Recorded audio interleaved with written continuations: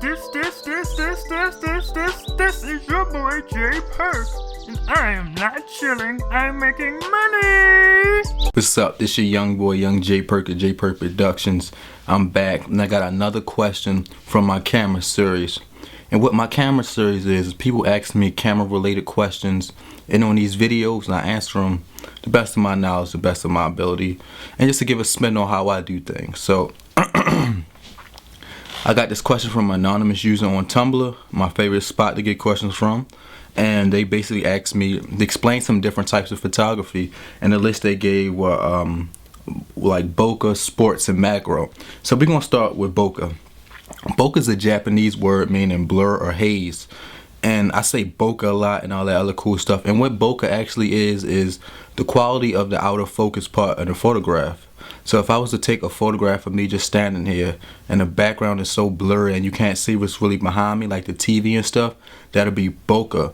The bokeh is thick, the blurriness and the haze, the outer focus part is amazing. Like I'm sharp and I'm in focus, but that background is gone. I'm isolated and you just looking at me when you stand to the photograph. So that's kind of what bokeh is. And another cool aspect of bokeh is like the lights.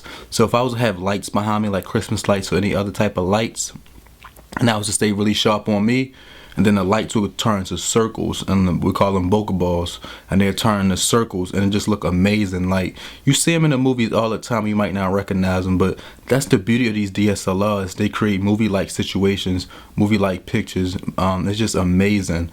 And even with photography, same thing. You get these beautiful photographs. You can isolate your subject. You can show the main point and interest of focus where you want your audience to pay attention to, and it's a great art and visual tool. And next question is sports. So it's kind of like, you at different sporting events like a basketball game or football game, and you just recording, what's going on. You recording, you taking photographs. Just different sporting events you taking photographs of. That's really sports photography. And macro is the photography of close up. Usually you'll get a macro lens, and they got these other type of things where you can make normal lenses, macro lenses, some crazy stuff. And you just take photos of objects really close, flowers, plants, bugs.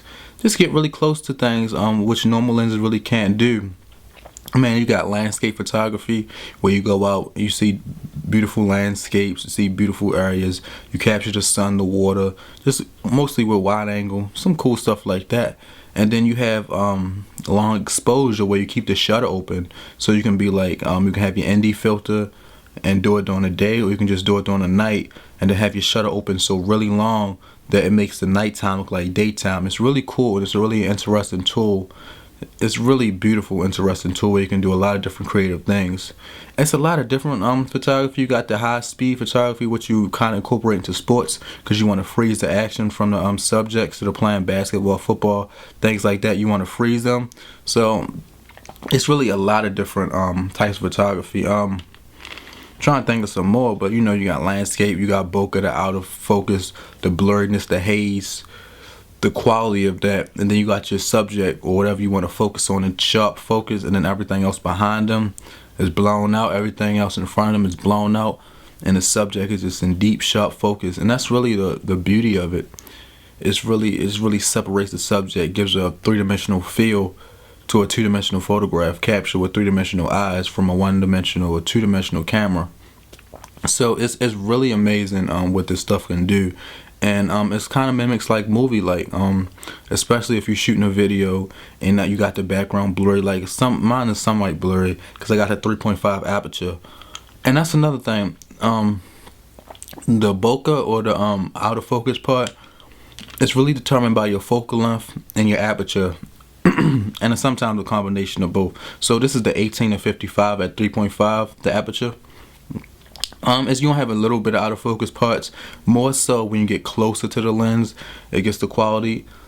And with the telephoto lenses, they're much more bokeh-licious than this lens. And even with the 51.8 at 1.8, it's super bokeh-licious. But the more telephoto you get, the more bokeh you're gonna get.